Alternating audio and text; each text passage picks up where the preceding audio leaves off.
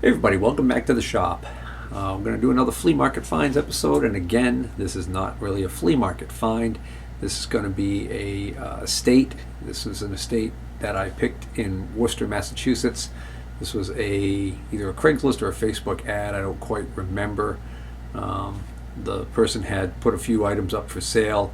Contacted them. They said, "Hey, I actually have some other stuff too."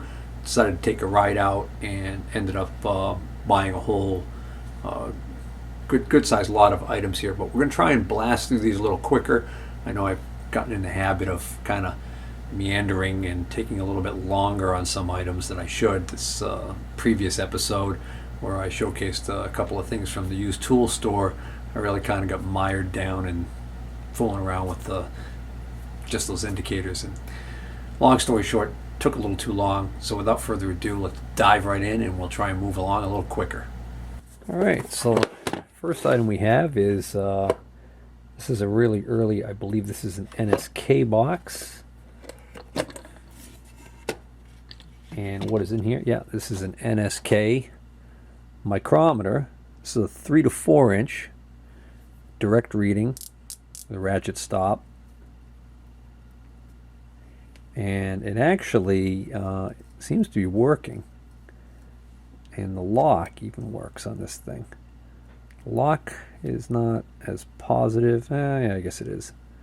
All right. So, anyways, this is a tenths micrometer. So 0.0. It actually looks like there's 4 zeros, but it's one of those zeros is before the decimal point. So it's a 0.0001. A tenths micrometer. What's nice about this style with this numerical counter is that it's a direct reading micrometer. So as opposed to other tenths micrometers where you have to use the vernier, which this does have the vernier on it in case you wanted to do that, this you can actually just read it directly. It seems to be working perfectly fine. Looks like we also have the micrometer wrench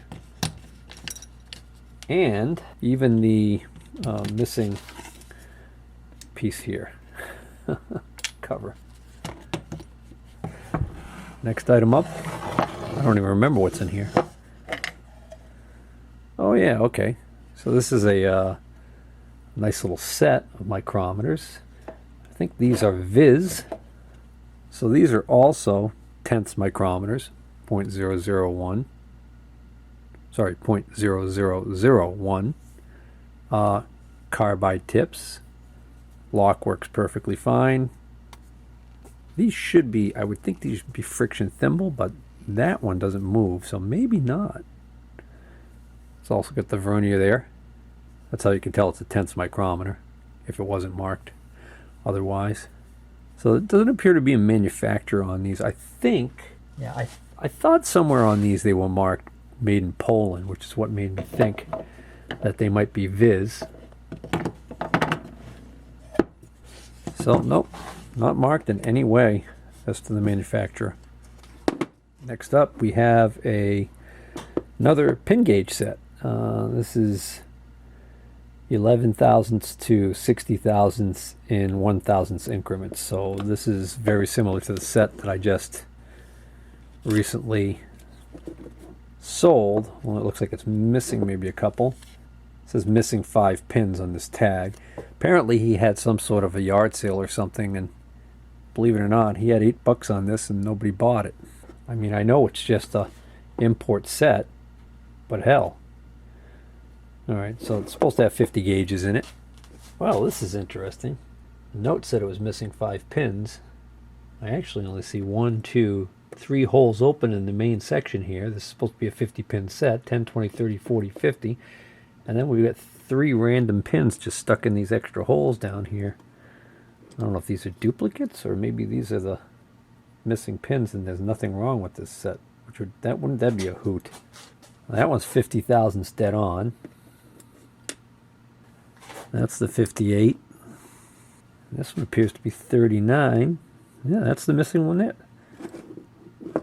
Well, don't that beat all? That's a complete set. Next up, got another one of these doohickeys here. Verify before each use. In other words, Don't trust these. Another one of these gauge block sets with the cylindrical gauge blocks that can be actually assembled together using these little Allen set screws. It's only got one of the set screws. It actually looks like it's a fairly complete set. Looks like we're missing 900 thousandths. This is a 7. This piece of wood is out of position. It should be here. So there should be an 800 and a 900 in this set that are missing. A little bit larger gauge pin set. This is an M1 minus set, 61 thousandths to 250 thousandths. Accuracy of 0.0000 to 0.0002. So they're either dead on or as much as 0.2 of a thousandth off what they're supposed to measure.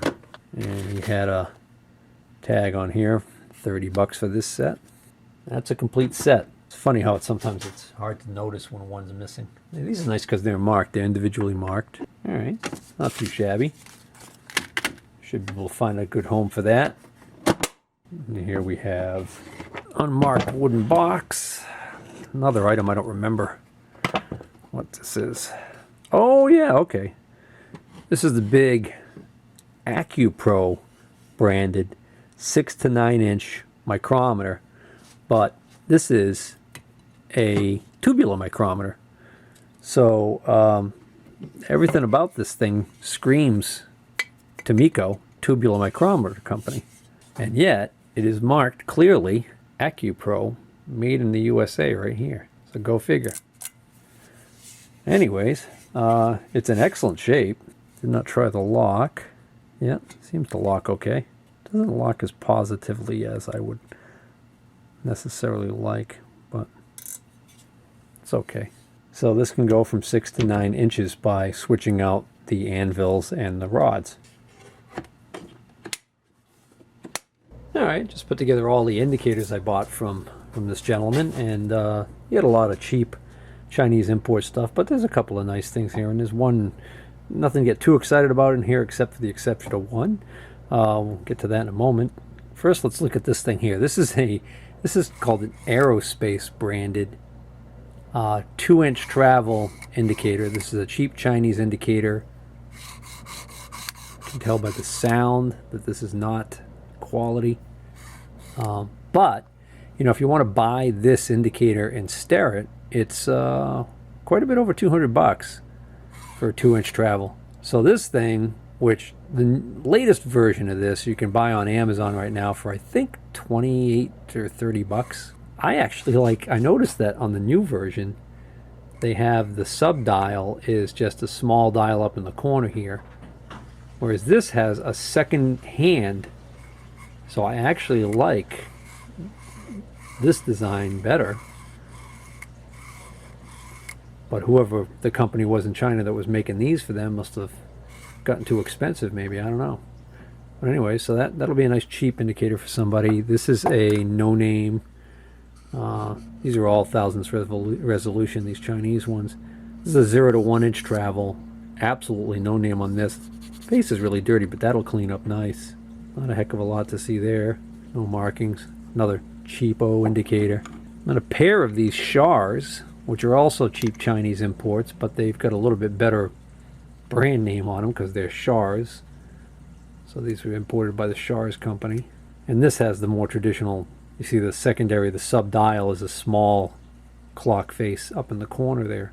These are very clean, nice condition, but they're still inexpensive indicators. This one does have a nice clamp on it. This clearly looks like it was made to go on the ways of a small lathe, and then that would allow the carriage, the side of the carriage, to come up and activate the indicator. So you could use this as a travel indicator. Then we got a couple of sterets, genuine sterets. These are nice. These are both 0.001 resolution. So you can see this is more like the standard drop indicator style face, which I think is like 2 inch. This appears to be just like a 1 inch, and this one maybe 1.5.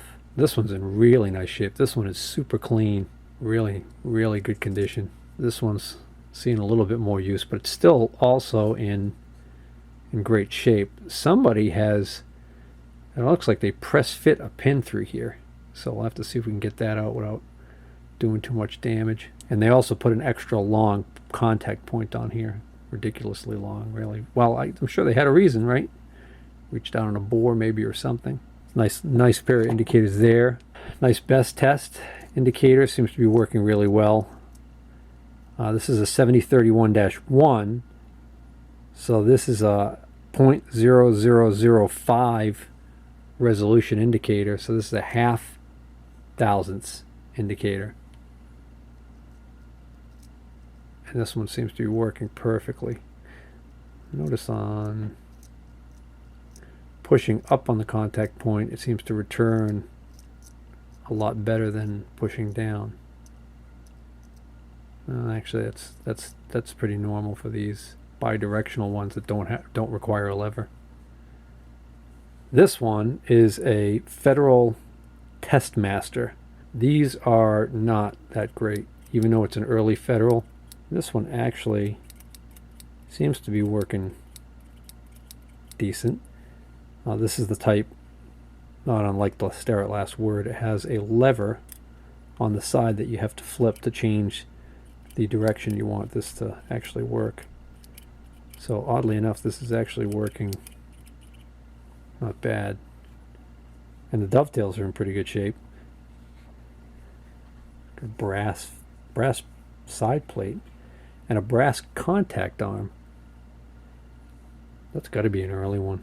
Wow. And then the one that I'm the happiest about here is, look at this sweet Interrapid vertical face. No case, unfortunately, but other than that, dovetails look like they're in pretty decent shape. Nice indicator. This is a half thousandths resolution indicator. It's working perfectly. Bi-directional. Very nice indicator. This is a 312B-1V, the V designating that it is the vertical. So I've got a couple of these now. This was, I think, the buy of the evening at 25 bucks. Next we get this group of random little various Starrett items.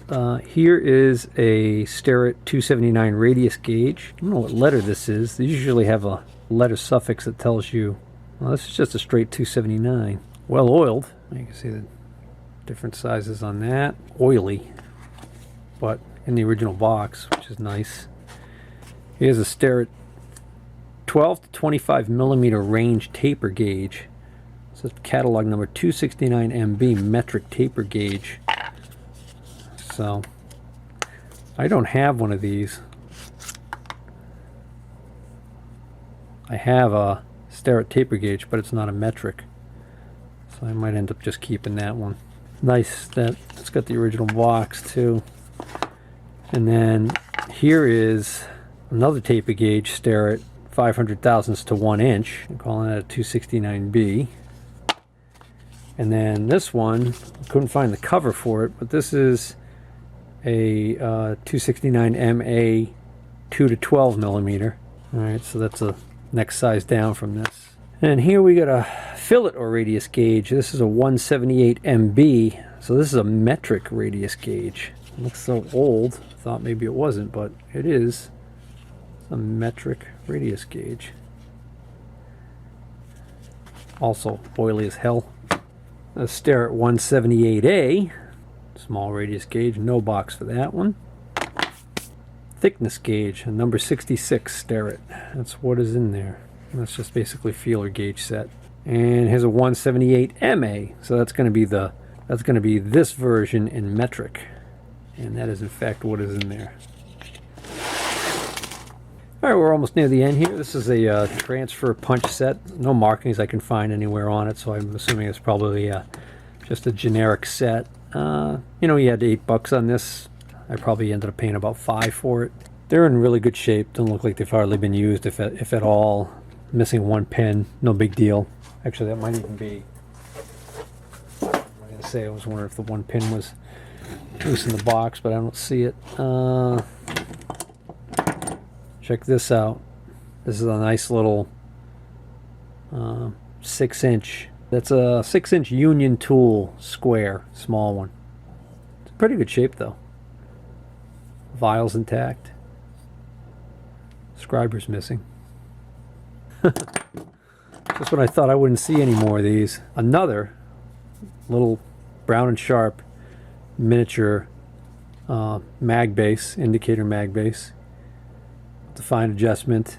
And we got a clamp here for a rod that is not present. A piece of a Indicol.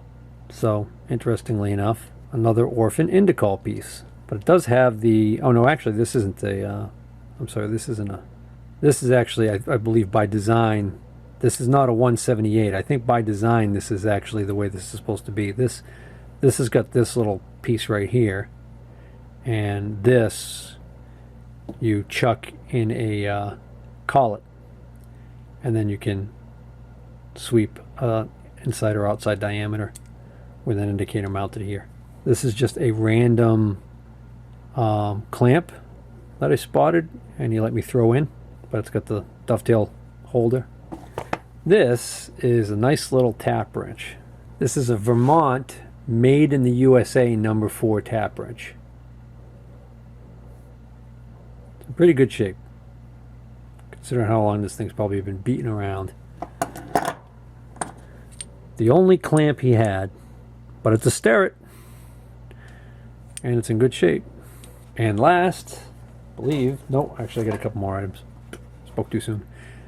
Ideal indicator clamp, manufactured by the Ideal Tool Company of 335 Sagamore Drive, Rochester, New York. So I don't know what the deal is with this, and he didn't either. It's just something he picked up somewhere along the way, and so we were both looking at it, thinking about it, wondering how the heck it went on and everything, and then finally just decided, well, hey, you know, I'll buy it. So this is unusual. I don't know if it's missing any parts. I guess a quick Google will tell us that, right? Well, apparently that is complete, the one I have. Here's one that's sold on eBay for about 35 bucks or 33 bucks. And it's actually got one of these like almost like verdict, or I just had a Riche indicator of this style. This really, really old mechanical metal ones in it. So I don't know how much whoever bought this, how much they valued that indicator being in there.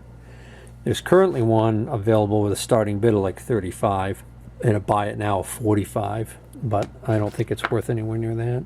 But the point is, it's not what I thought, that it's missing any parts. This is actually the whole deal right here. So what the hell holds that in? I wonder if that's a tapered hole. Seems to just press fit in there. Ah, another surface gauge. We'll get to that in a second. Look at this. I need another surface gauge, like I need a hole in the head. But I was pretty much buying just about everything he had there. There was only a few exceptions, a couple of items that he wanted. You know, his asking price was so high that I knew we weren't going to meet anywhere in the middle. So I left a couple of things there. The pins are free on this though. It seems to be a no-name, generic. I don't see any markings on it to indicate a manufacturer, unfortunately. But that's okay. I mean, that's going to be just a cheap little indicator stand or surface gauge. Then is this thing. I've never seen one of these before.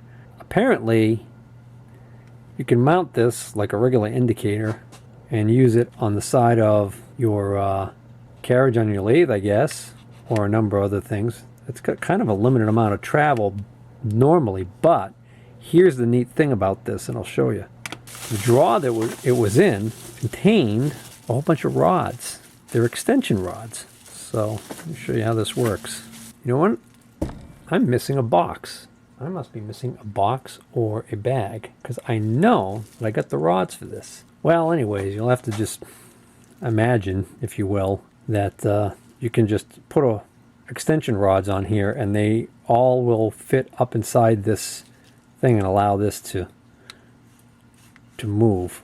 But your travel's still limited. But I guess the idea is you could clamp it, you know, put it on one of those clamps like the one I showed earlier, to go on your carriage on your lathe. And this would give you pretty much, I think it's 1 inch travel total. Yeah, so it's 1 inch travel, standard or metric. It's got a nice, easy to read display. And this is actually Accu Remote, made in the USA. And it's so cheesy and all plastic. So, you know, you'd think, God, how much could that cost, right?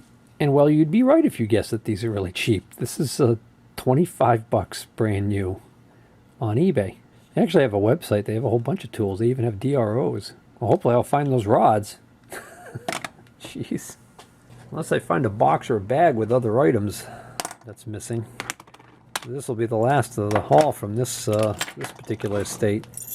I basically, in one of the drawers in the toolbox, pulled out all his deburring tools, snagged them all. That's a nice Noga. This is also a Noga. Clearly this one was favored over the others. This has these really sharp deburring, almost like a countersink. And there's a smaller one in this handle. And then he had a whole bunch of different ones, sizes, new ones.